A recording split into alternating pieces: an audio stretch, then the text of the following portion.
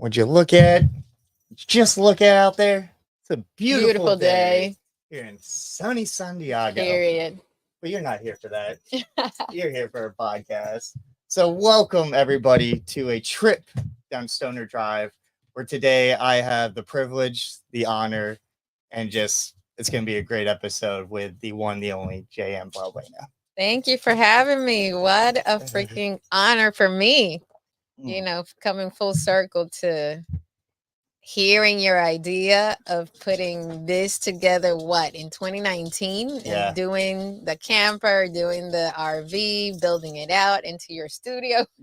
And talk about manifestation, bro. Yep. I'm so proud of you. Thank you. And what she's talking about is full circle is would have been 2018 is when we first met. Yeah. And so you were interviewing me and Anthony Yep. because we were part of Therapy Tonics.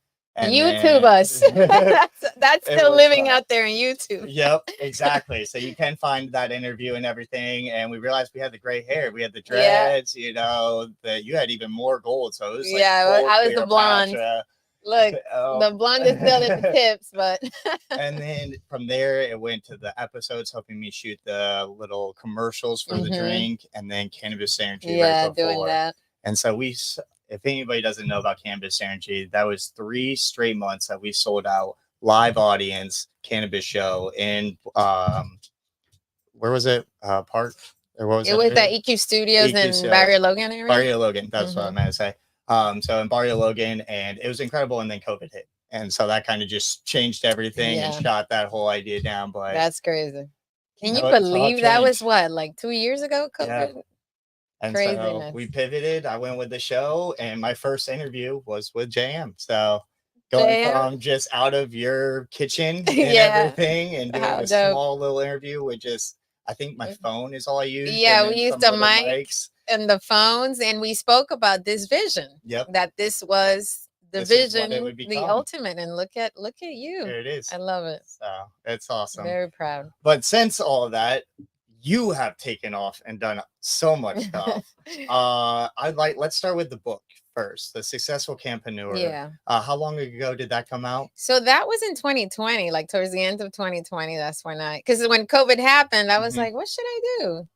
And I was already writing a book that wasn't The Successful Canna-Preneur. And my publisher that I was working with at the time, they were like, girl, you've been in cannabis for almost 7 years. You should probably write about that. And so I was like, well, let me see if I have a book in me. And The Successful Canna-Preneur came out of that. So, well, we got it talking already, but let's get smoking, because this is a trip down Stoner Drive. And today we are going to be smoking on the Pink Boost Goddess, which is from Chemistry. I apologize. From Chemistry. And what I love is it's full spectrum, but it also focuses on THCV. Smells good. And so for anybody that doesn't know what THCV is, really great for working out and stuff. I heard. But it is a booster, and it helps fight the munchies. So that aspect of where you get the munchies and you just got to eat everything, this is a way to combat it. Right. It's usually found in sativas. It's usually more of an uplifting thing. But I love THCV. Yeah, and I never had this brand before, so I'm excited to test it out. Great. I love their tinctures. They do fantastic like CBD mixed tinctures. So it mixes like CBD, CBG, CBN. Like they do just a full spectrum, which I really like. What's the lighter? There you go. Test them out. So the Successful Canna-Preneur came out in 2020, and it was a way to show people how to be successful in the cannabis industry. And you know, successful is different for everybody. Absolutely. But what I wanted to do specifically with the book was showcase like the industry from an operator standpoint.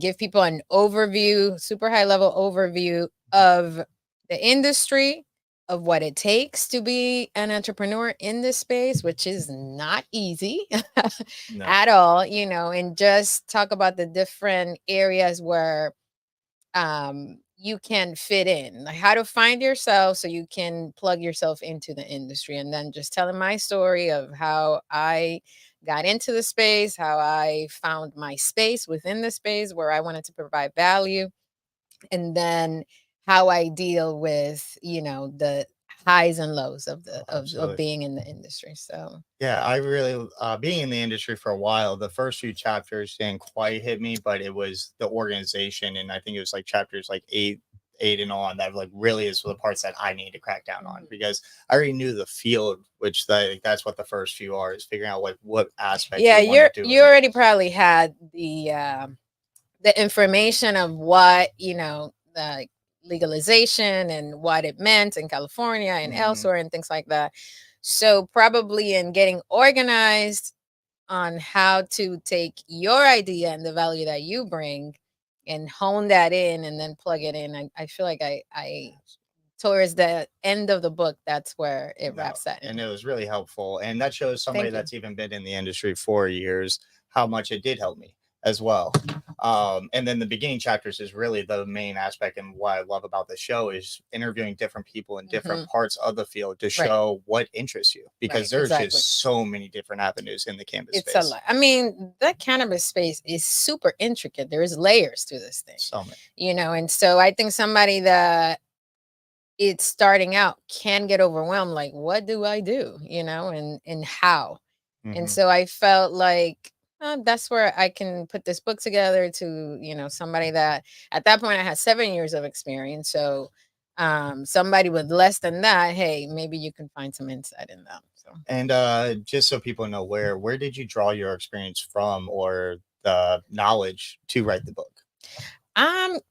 I'm a reader, so I read a lot, but a lot of it was from hands-on experience. So for me, I started in a startup here in San Diego, where I found myself providing value at that point was in helping with the compliance, helping to get the license in order to apply for the licenses.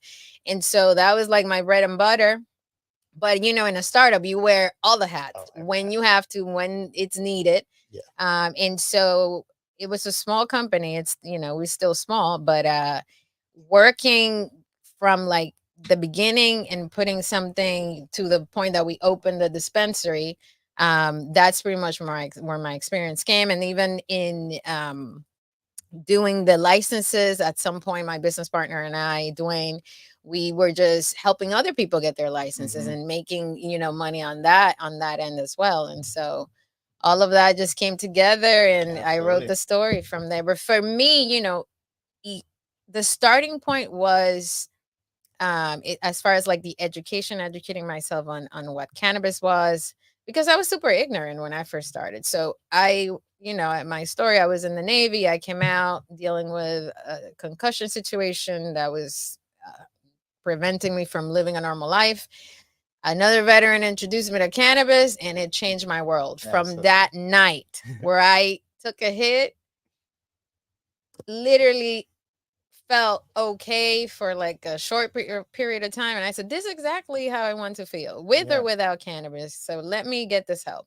But I'm going to still use this because this thing is helping me. And then thinking to myself, imagine all the veterans out there that can use the help. Absolutely. And that's how it unraveled to me meeting my business partner. And, in the book, I talk about the story. And it's great is the connections that you get in the cannabis industry, and also with the right people. And so with you and Dwayne opening up Jack's Cannabis, check them out. They also do delivery. Yes, sir. But I had MJ on just a few weeks ago, and she represents Jack's and West Coast Cure, and then Jansen and Kayla, and they're getting married, and so but it's also with the veterans thing. I was up at the Women Canna Awards in LA recently. That's right. And I met Big Beard Farmer, or Big Beard. It's farm. Is it pharmacy or the Big Beard Bros? The Beard Bros. Media. Yeah. So I met them and everything. Yeah, they're dope. So I was just like, hey, like I'm friends with Colin. And I've been part of Veterans Walk and Talk, and he just sat there for 10 minutes and chatted because of just that connection. And you were the one that introduced me to Veterans Walk and Talk. So they were the cannabis industry first.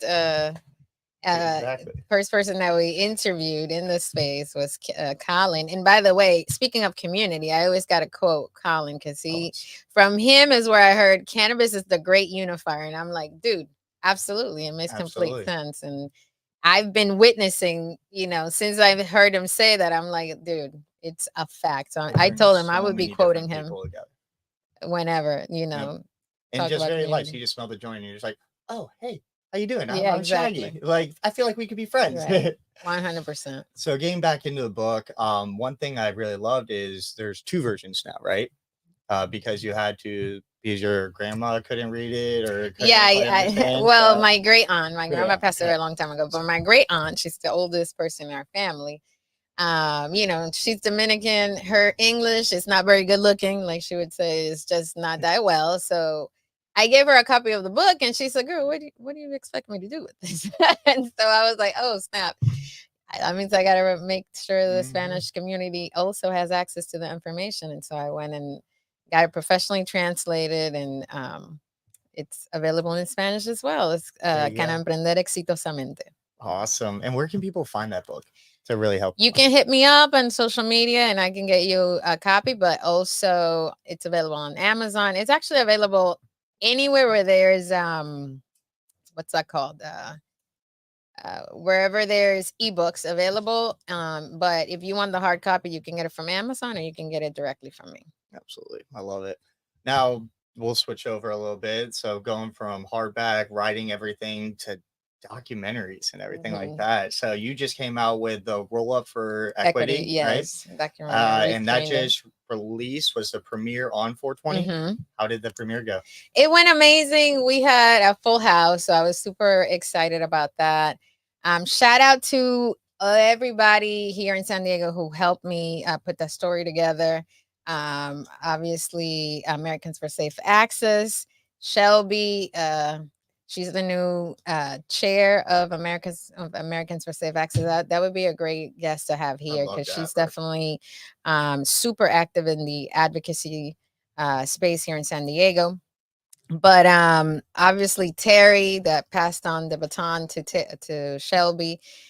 Terry Best, Armand King, who's leading, you know, the social equity movement here in San Diego.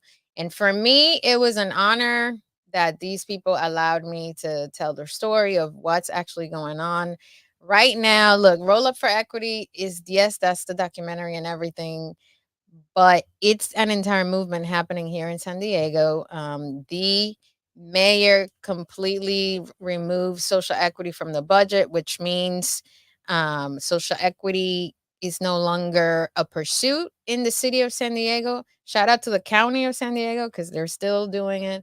But the city derailed the program.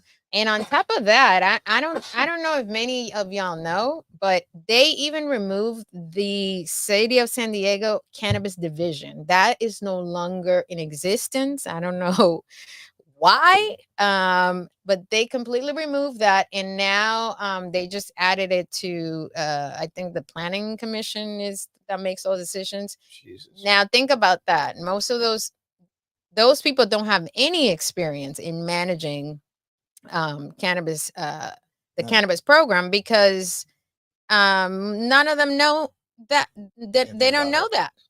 So that is new legislation. So imagine where we're going to be now. We have to keep re-explaining it to people, and that's a problem. Is there's so much new things coming out with the cannabis industry, it so clunky. And so having to go through and explain to 5 people that don't even know what like the difference between THC and CBD is, or like that's maybe the basic. I mean, but think about it. They also all the they make the law so complicated and convoluted, like it's super complex that they barely understand it. So now you have a group that has been working the cannabis, the legal cannabis space in San Diego, where they have been granting licenses and things like that, is like 10 years old. And so now you're removing the group that has the experience, that knows the pain points, that knows the challenges, that knows the opportunities. I've been learning for years. I don't understand, you know, what's going on. And so so Roll Up for Equity is necessary. And it's a movement. What we're doing is, like, tomorrow, FYI, here in San Diego, there will be, the mayor will have his presentation of the budget, where he's not only cutting out social equity in cannabis, the majority of the social equity programs, non-cannabis related to, he's removing them from the budget, which means the majority of the community programs will not be funded this year. And it's sad.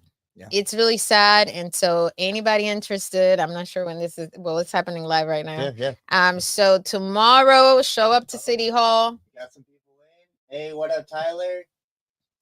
Hi, Tyler. THCV as in Yes. V. But hey, I appreciate anybody in the comments. Yeah, so anybody local, please show up to City Hall tomorrow at 6 p.m. That's when it's going to happen, and we'll be there rolling up for equity for sure. Now, is Roll Up for Equity the first documentary you've put out? That is the first one that I put out. Yes, correct. So it was, dude, I was so nervous. It was 420. I worked all day right? Yeah. at the shop, and then, running around to get the premiere going. But it was worth it. I had a great time. Thank you to everybody that showed up. Thank you to anybody that has shown interest in helping the movement. And most importantly, thanks to everybody who allowed me to tell their story and what's going on in San Diego. Now, I know it was premiered at 420, but can people still find it? Is it online? Yeah, so I'm going to do an online screening. Okay. I wanted to do the first showcasing here local. I thought 420 was a special date because not only was 420, it was also Terry Best, my associate producer.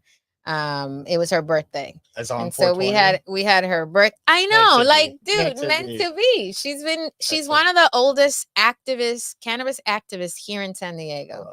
And I don't feel like she gets her flowers enough. So always sending her flowers. Happy birthday. Happy belated. So we celebrated her birthday there. We celebrated, her passing the baton because she's been the chair of Americans for Safe Access San Diego for 10 years. So in her mind is like, let's get some fresh blood in here. So now Shelby took over. It's time for her to take a little bit of a rest. Yeah, no, she's still going to be active. But you can step back. Active is always going to be active. They're going to activate. But, I thought it was super... what's the word I'm looking for? Very polite, or not even, because here in America, like, there's people in government that have been there for 50 years to the point where they shouldn't be, and exactly, it's messing with their health and things like that. So at some point, when you've been in the same position for so long, you miss things, like you get complacent. And so my hats are, off to her, because she's like, let's get new blood in here. Let's get people that perhaps now are more close with technology and can use this and this and that to move the situation get a little bit forward. Of energy when you step up into a new spot. Like, it's when you get a new job, the first couple of weeks, you're motivated, you're ready to go. After 2 years, then it's like you're like, all right, where's this really going? Right. And things like that. So it's good to just have some more energy and new people Absolutely. coming in, and then hopefully it just keeps growing and growing and growing. It will. So speaking of equity and everything and the laws that are going on, today was some big news. Dude.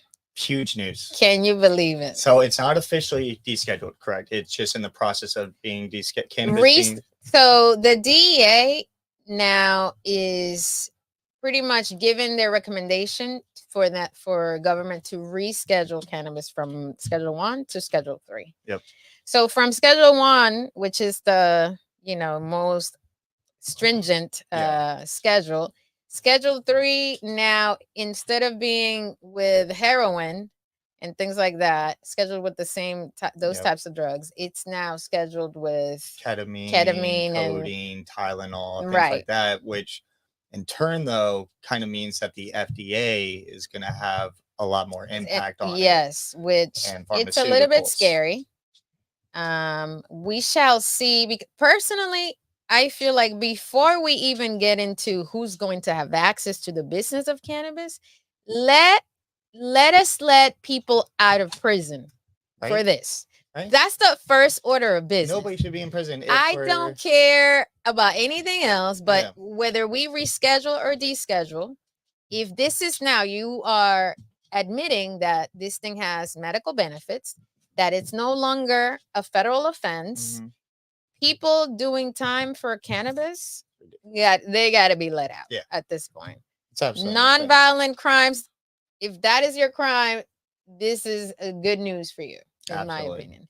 And I hope so. No, it's good news. And a lot of people in the space right now are there's I mean, you have to be. they're skeptical. We are You have to be a little because bit because we've seen what we've certain been here. states about to pass. I mean, Ohio was about to pass one of the most ridiculous legal bills Oh just my to get it gosh. passed. So that's kind of why we're Most. I mean, always look at skeptical. let's talk about California. We don't got to go too far. So exactly. So it's just a little skeptical, but it is at least one more step closer. It's a step closer. One can only hope they do the right thing, by the people that are currently operating, by the people first and foremost that need to be let out of prison for this thing. And obviously, there's going to be some type of equity impact that needs to be implemented as well, because cannabis is industry, you can't get away from that. There's been too much harm done for you to think that, okay, well, now big pharma can get it and they can benefit from, the financial impacts. No, we're not going to do it like that. No, it's ridiculous. And there's too many people, too many activists, and too many people that have skin in the game. Whether it's, being an advocate, whether it's being a consumer and now wants to do it freely, or, being in the space, in the business of cannabis. So absolutely. And just, I mean, how many people would be pissed off that had served all their time and everything and then just get switched over? It's like, I just got out and all this, and now, like, you guys are in charge and control. I mean, yeah, no. So we have books, we had documentaries. You're part of Jack's Cannabis. We also had what we used to rock was Boycott Shitty Weed and everything. I mean, it's still there, so go shopping. Exactly. No, I still love it, and it's some of the best clothing. I mean, I still have, I think, a quarter of my closet is still just Boycott Shitty Weed stuff. Yeah. There's definitely still a good chunk. But what's next? I mean, you do everything. So I stay busy. Well, I'm not actually. So next month I'm going to be in Colombia. And it's the BizCan that's happening. Anybody is going to be there, hit me up. We can definitely connect. So I'm a Latina in cannabis. So I'm glad to go to see that, other Latin American countries are embracing the space, because it's inevitable, and I'm glad, the Latin American community outside of the United States is also, getting involved. So I'll be there. I'll be speaking about global opportunities in the space. And a lot of these islands, I mean, their temperatures and climates are perfect for growing cannabis. Dude, I'm just saying, like, I mean, in Colombia, they've been growing. Then, like illegally, but the humidity, everything, like, it is perfect. So if you put the right people, the research and everything, like, it could really help the economy in a lot of these countries. 100%.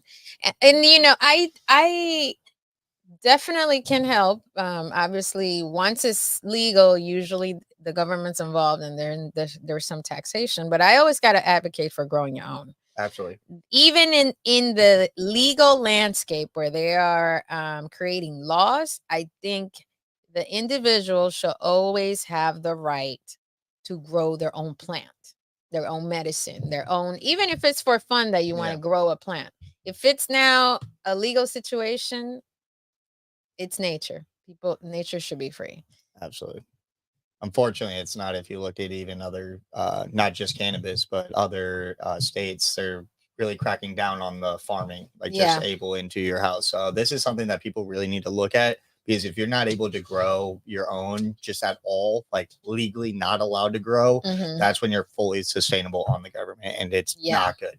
I mean, Florida is a good state to talk about, because Florida right now does not have access to the flower, right? It's a $1 billion market, and it's dominated by MSOs. And so MSOs, True Leaf actually paid its way through. I think they made an investment of about $40 million to put out this new bill that does not address growing your own, and it doesn't even address new incoming dispensaries. It only addresses the current operations. That all the red flags in the world. Oh, absolutely. Because if you can't bring anything else, then it allows a monopoly. And so, like, now I'm pretty sure, like, if you already have the license and everything, you could just expand from there, right? So you can take over an entire state with 4 companies, right? So no bueno. No, not at all. Awesome. Well, this has been a fantastic conversation, but I just want to go into a quick speed round of like getting to know you, the little personal side. So I'm just going to ask you a couple quick questions. Okay, let's do When it. I ask movies or music, it Mhm. doesn't have to be stoner related, just what Mhm. you like to watch or Got listen it. to while you're stoned. So first off, joints, blunts, bongs, edibles. What's your favorite way to smoke? Joints, for sure. And I already know this answer, but what's your favorite strain? Motherfucking green crack. Yeah. I was trying so hard. I was looking for any kind of version of green crack or any Oh, crosses to bring for I this know. It's episode. okay. You know, I 'Cause actually know- smoked green crack the other day. Okay, So we good. had somebody give a sample at the shop, and I was like, yes, that is mine. Yeah. Nobody touched that. And that's what's Hey. great about just like the nice old school strains. And so if you're ever looking to sell some green crack or grow a strain, you already have a buyer. Hit me up. Right, Call yeah. me. She'll buy it all. What is a favorite like munchie or snack food you like? Favorite snack has to be ice cream. Okay, any particular flavor? Anything chocolate, but I really love coffee flavored chocolate. Okay. If you could be sitting at a table like that 70s show, you get Mhm. 3 people to smoke with. That are alive. Dead or alive. Who is it? Gotta say, I would love to smoke with Bob Marley. Gotta put him up there, legend. But definitely smoke a blunt with Rihanna. That is Okay. definitely goals. And you know, I would love to smoke a joint with my mom. That's I don't good. think she would ever, but that would kind of be Heck yeah. cool to get her a little high, see what happens. And then the last question, what is one funny story or time you've had either buying or selling weed? Buying or selling. Selling, I've only sold Leo Jax, but buying a funny story. Just anything that stuck out in your head. Um, well, I think one thing that I can talk about, and it's not necessarily funny, but when you know that Jax was medical only for the longest, the county didn't. Even after 2018, the county was like, no county license is going to be recreational. So then in 2021, that's when they switched it up. And this older medical patient that came to our shop, she pretty much was like, oh, should I not come here anymore because you guys are recreational? I'm a medical patient. I want to make sure that everybody knows that I'm a medical patient. Like, and so I had to explain to her because she was saying, you guys say recreational weed. She, in her mind, is a different kind of weed. It's a different thing. This is when so too high, yeah. So as she's coming in, she's telling our the receptionist person. And so I was so happy that I was there to talk to her about, hey, it's the same product. Yeah. If you have your medical card, it's even better for you. Yeah, you can buy more. Exactly. You get a discount. Depending what you have. Yeah, if you have the MMIC, right. Shout out. I got mine. Hey. That is how you save your money. Exactly. You save buy in bulk. Yep. Because you can only buy, let's say, an ounce recreationally at one shop, but you can come in with your card and buy up to 8. Yep. And so that was like one story that stands out. I always remember that. I like that. Well, I appreciate it. Real quick before we sign off, I just want to give a massive shout out to Jay, who's helped me with everything, building all this out, building the mystery machine. Great job. Does a fantastic job, which I love. But if you want to hire him, he can do houses, apartments, businesses, anything you need, your closet, your bedroom, your kitchen. He can do it all, and he'll give you a fantastic price. He's just local, and he likes to help the people in his community. So his name is Jeremy Roden, Rhoden, and his phone number is 520-610-0784. Again, his number is 520-610-0784, and he can help create your dream, just like he's helped create my dream machine. Or the mystery machine. Where can people find you? What's the next project you're working on? Well, working on getting the documentary out there, getting the message out there, because I feel like the only way people are gonna, or our mayor is going to roll up for equity is if there's media involved, if there's more people aware of what's going on. And so definitely continue to work that. Obviously putting San Diego cannabis on the map, and going to Colombia. And that's pretty much what I Awesome. can think. I'm high right now. Oh, you're good. Me too. Where can people find you? Yeah, you can find me on social media _JM Balbuena. You can find my book on Amazon. I'm on LinkedIn. I'm on X. And hit me up.